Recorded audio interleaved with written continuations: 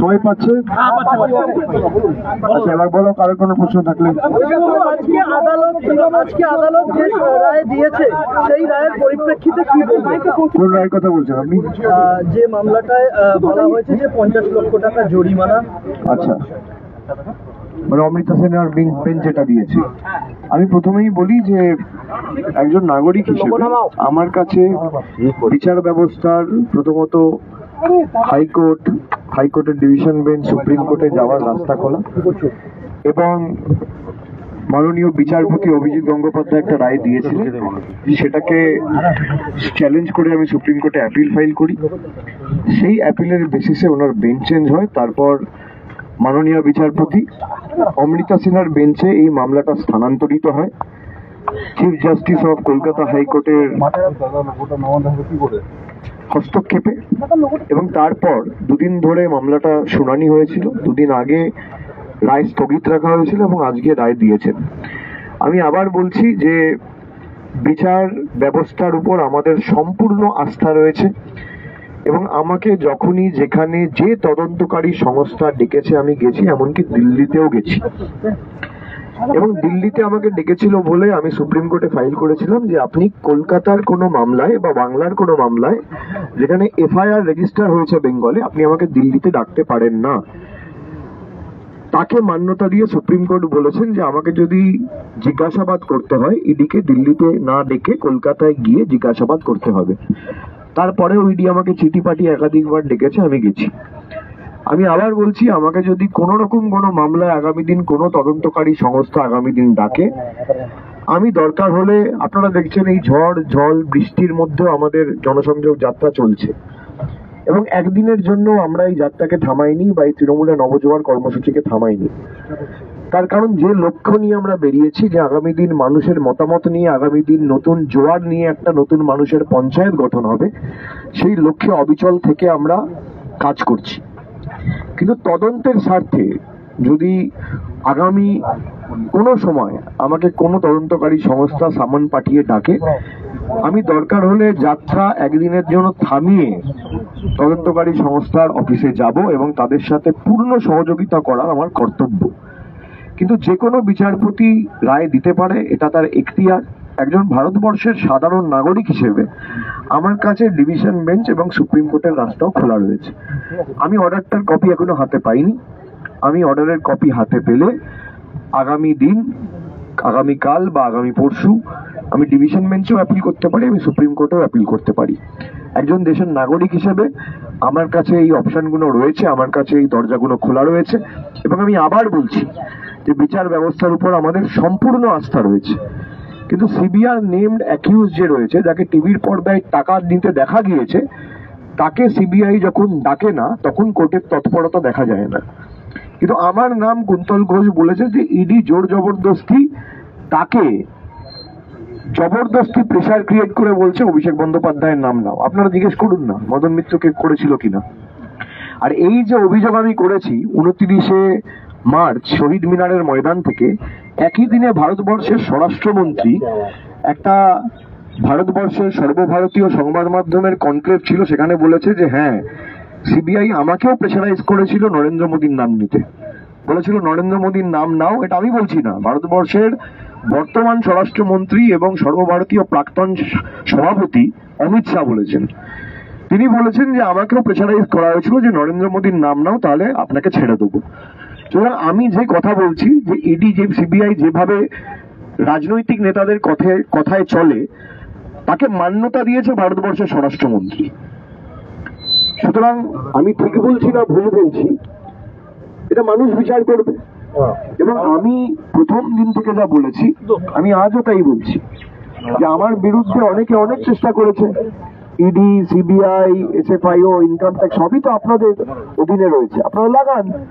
আমি তো বলেছি আমার বিরুদ্ধে কোনো তদন্তকারী সংস্থা লাগাতে হবে না, আপনি এক হাতে প্রমাণ দিন আর এক হাতে ফাঁসির মঞ্চ তৈরি করুন, আমাকে দিয়ে দৃষ্টান্ত স্থাপন করুন, আমাকে দিয়ে উদাহরণ কায়েম করুন, যাতে আগামী 200 বছর এরকম ভাবে কেউ কোন রকম দুর্নীতিতে লিপ্ত না হতে পারে, বা দুর্নীতির সাথে যোগসাযোগ রাখার সাহস না দেখাতে পারে। আমাকে উদাহরণ হিসেবে ব্যবহার করুন, আমাকে ফাঁসির মঞ্চে তুলুন, আমি তো বারণ করিনি।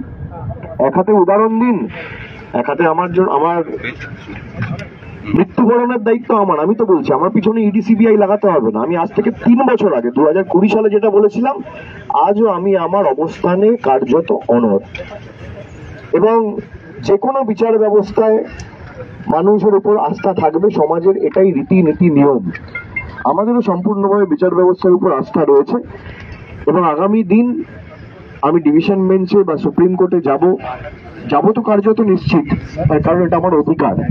এবং আমার উপর যে কস্ট ইম্পোজ করা হয়েছে, যে আদালতের সময় নষ্ট করা হয়েছে বলে 25 লক্ষ টাকা কস্ট ইম্পোজ করা হয়েছে, যারা কথায় কথায় গিয়ে পিআইএল করে, মিটিং করা হচ্ছে না বলে আদালতের সময় নষ্ট করা হয়, তাদের উপর কোনো কস্ট ইম্পোজ করা হয় না।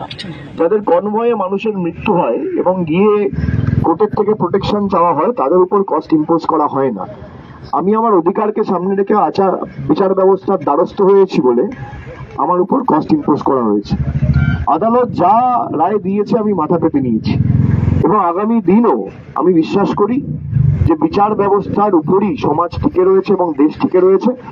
আগামী দিনেও বিচার ব্যবস্থার উপর ভরসা করে আমি ডিভিশন বেঞ্চ বা সুপ্রিম কোর্টে যাব। কিন্তু অভিষেক দা, আপনি আপনার কথায় বললেন অনেকগুলো কথা ইচ্ছাকৃত আপনাকে জড়িয়ে দেখুন, হতেও পারে, আমি বলবো না, যেহেতু বিচারপতির রায়। যদি কেউ মনে করে যে এতে আমি ভীত সন্ত্রস্ত হব বা নবজোয়ার যাত্রা থমকে যাবে, নবজোয়ার যাত্রা থমকাবে না। এত ঝড় জল বৃষ্টি, তাও নবজোয়ার যাত্রা আমরা থমকাচ্ছি না, জনসংযোগ যাত্রা চলছে। আর এরকম না, আপনারা দেখছেন, আপনাদের পিছন পিছন আসছেন আমার মানুষ, বৃষ্টির মধ্যে রাস্তায় দাঁড়িয়ে আছে।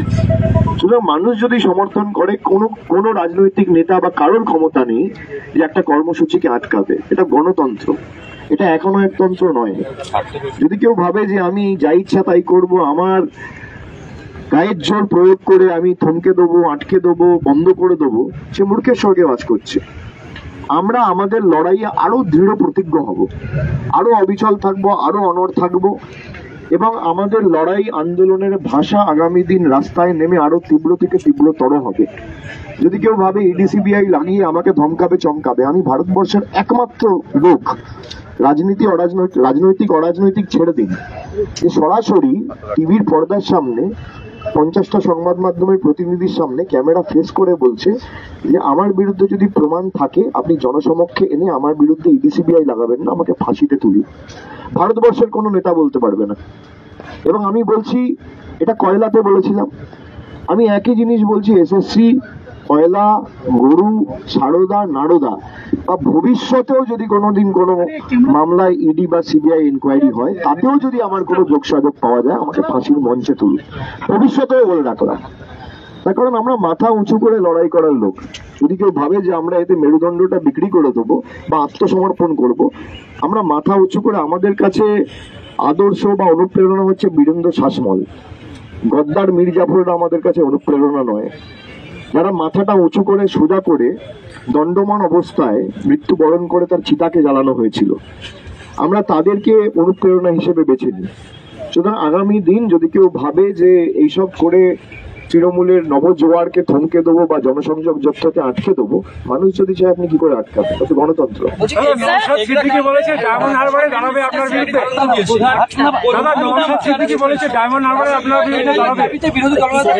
শুনতেই পারে, তাদের কাজই কোর্টে যাওয়া, তারা কোর্টেই তো কার্যত বেঁচে রয়েছে। কিন্তু আপনারা দেখেছেন কোর্ট মান্যতা দিয়েছে এবং কোর্ট বলেছে সিআইডি ইনভেস্টিগেশন চালাবে। এবং তার সাথে যেটা অত্যন্ত গুরুত্বপূর্ণ, আপনারা সবাই দেখেছেন কিনা আমি জানি না, আজকেও একটা খবর বেরিয়েছে যে দুজন মহিলা মারা গেছে, তারা 100 দিনের কাজ করতো, তারা জব কার্ড হোল্ডার। তারা 100 দিনের টাকা পাচ্ছে না বলে বাধ্য হয়ে নিজের জীবনের বাজি রেখে একটা বাজি ফ্যাক্টরিতে কাজ নিয়েছে, নিজের পেট চালাবে বলে। এর জন্য দায়িত্ব কার? একটা বিস্ফোরণ হলো, আমি মেনে নিলাম, অত্যন্ত দুর্ভাগ্যজনক এবং মৃত্যু নিয়ে কোনো দিন রাজনীতি করা উচিত না। কিন্তু আজকে নিজের পেট চালাবে বলে কেন্দ্র সরকারের বৈমাতৃসুলভ আচরণের কারণে একজনের নিজের জীবন বাজি রেখে কার্যত 100 দিনের কাজ পাচ্ছে না বলে বাজি ফ্যাক্টরিতে গিয়ে কাজ নিচ্ছে, এর দায়িত্ব কোনোদিন নরেন্দ্র মোদী, অমিত শাহ এড়িয়ে যেতে পারে না। বাংলায় যদি আজকে 100 দিনের টাকা ছাড়তো, তাহলে এই দুর্ঘটনা ঘটলেও মানুষের প্রাণ যেত না। এই দুজনকে হয়তো আমরা প্রাণে হারাতাম না।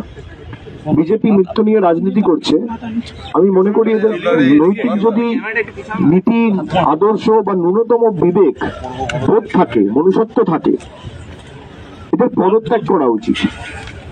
যারা গিয়ে বড় বড় ভাষণ দিচ্ছে, এই যে দুজন মারা গেল, এই দুজন মহিলা আজ তো মাস বেঁচে থাকতে পারতো যদি 100 দিনের টাকা পেত।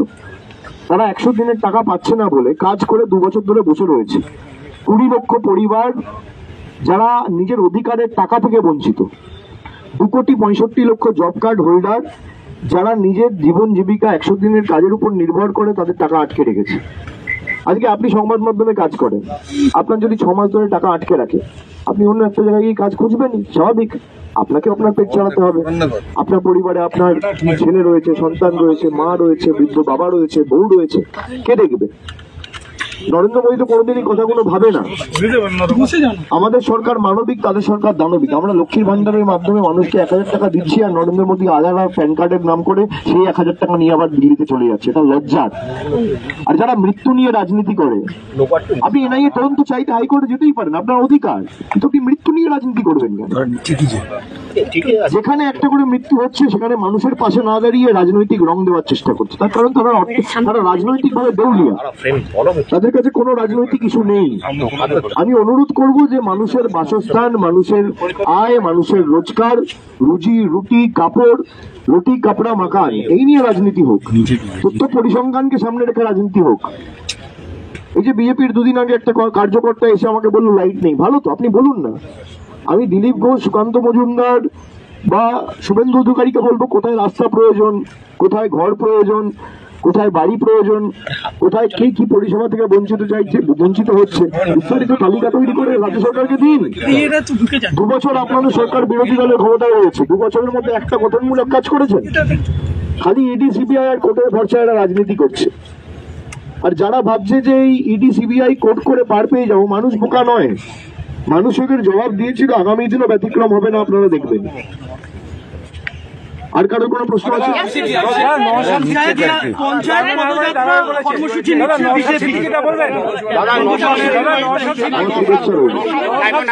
আমার শুভেচ্ছা রইল। তবে পঞ্চায়েত যখন নিচ্ছে, প্রথম কাজটা হচ্ছে 100 দিনের যে লোকেরা যারা বঞ্চিত হয়েছে তাদের এই তালিকাটা তৈরি করে, আর যদি তালিকা চায় বিজেপি নেতাদের কাছে আমরা পাঠিয়ে দেবো, আমি অন রেকর্ড বলছি, সেই তালিকাটা নিয়ে আগে দিল্লিতে দরবার করুক, তারপর পঞ্চায়েত যাত্রা করবে। আগে দিল্লি যাত্রা হওয়া উচিত। যে আগে আপনি 11,36,000 প্রকৃত প্রাপক, বাংলা আবাস যোজনায় যারা প্রকৃত বেনিফিশিয়ারি, তাদের টাকা আটকে রেখেছেন, তারপর আপনি পঞ্চায়েত যাত্রা করছেন। আপনি করুন, আপনার অধিকার আছে, সবারই অধিকার আছে, কিন্তু আগে দিল্লি যাত্রা হওয়া উচিত। আগে অমিত শাহ আর নরেন্দ্র মোদীর তল্পি বাহকতা না করে মানুষের কাজ করে, মানুষের অধিকারকে সামনে রেখে ওদের সাথে দিল্লির বিরুদ্ধে লড়াই করে বাংলার প্রাপ্যটা নিয়ে আসুন, তারপর নিশ্চিতভাবে পঞ্চায়েত যাত্রা করবে। हिंदी, उर्दू और संथाली की भागीदारी कम कर दी गई है, तो क्या इससे बंगाल में हिंदी भाषियों पर इफेक्ट पड़ेगा? क्या भेदभाव? सिविल सर्विस, राज्य की जो सिविल सर्विस परीक्षाएं हैं उसमें हिंदी, उर्दू और संथाली भाषा की मान्यताएं कम कर दी गई है, भागीदारी नहीं हो सकती है। तो क्या इसमें क्या लगता है कि पश्चिम बंगाल में हिंदी भाषियों के साथ भेदभाव हो रहा है? भेदभाव तो हर जगह हो रहा है। मैं मानता हूँ कि भेदभाव के ऊपर ही सरकार टिका हुआ है, और सरकार अगर भेदभाव नहीं करेगा तो इनको राजनीतिक सत्ता नहीं मिलेगा। तो राजनीति ऑलवेज इंक्लूसिव होना चाहिए, सबका विचारधारा, सबका तरक्की सामने। वो कहते हैं सबका साथ सबका विकास, सबका विश्वास, सबका तो क्या प्रयास। पश्चिम बंगाल में हिंदी भाषियों का विकास हो रहा है? तो नहीं हो रहा है, मैं आपसे पूछ रहा हूँ। अभी सही, इसमें हम थोड़ा सा संशोधन करते हैं। ये जो वेस्ट बंगाल सिविल सर्विस का जो एग्जाम है, इसमें पहले हिंदी, उर्दू और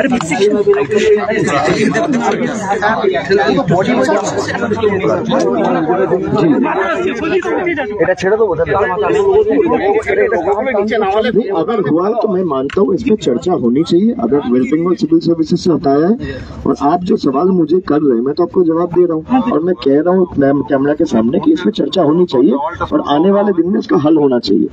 और ये जो बीजेपी करते हैं, क्या आप सवाल पूछ सकते हैं उनसे? आप सवाल पूछने की जगह में ही नहीं रहेंगे। अब सवाल पूछेंगे, अगला दिन आपके पीछे सीबीआई लग जाएगा, ईडी लग जाएगा, पश्चिम बंगाल की पुलिस आपके पीछे लगी। और मैं आपको आश्वासन देके जाता हूँ, जब तक आप अच्छे तरीके से काम करेंगे, जब तक आप ये जर्नलिज्म के साथ जुड़ा रहेंगे, कोई नहीं रहेगा आपके साथ, कोई पीछे नहीं लगेगा। यही हमारी सरकार है कि आप अपना काम करेंगे, आप करेंगे, सवाल पूछिए, हम जवाब देने के लिए तैयार है। पर कड़वे सवाल आप उनसे पूछ के देखिए आपको जवाब क्या मिलता है। मैं तो कह रहा हूँ इसके ऊपर चर्चा होनी चाहिए और चर्चा होके इसका हल या मसला निकलना चाहिए।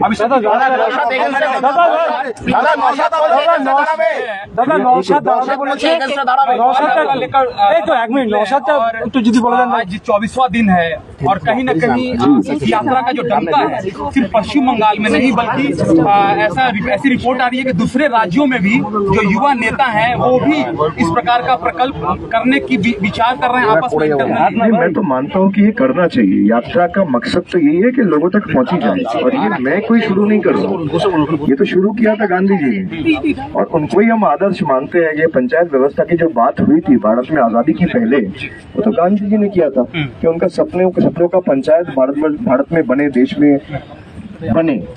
तो पंचायत यात्रा हो, चाहे कोई भी जनसंयोग यात्रा हो, चाहे कोई भी यात्रा हो, उसका तो मकसद ही यही है कि लोगों के साथ आपकी कनेक्ट बने और लोगों के साथ आप बात करें, लोगों की समस्या के हल हो और लोगों की समस्या आप सुने और उसके ऊपर आप विचार रख के फिर उनका समस्या का समाधान भी करें।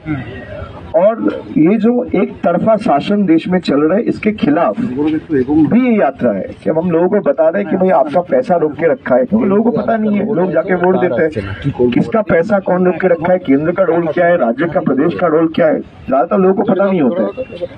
अब घर का पैसा केंद्र देता है या प्रदेश देता है, ये ज्यादातर लोगों को पता नहीं है। मैं मानता हूँ ये हमें करनी चाहिए और लोगों को जाके अपने मुद्दों के बारे में बताना चाहिए कि आने वाला दिन में पंचायत हो, विधानसभा हो, लोकसभा हो, आप कान में सुन के नहीं, आंख में देखकर वोट दीजिए। अपने अधिकार के लिए लड़िए।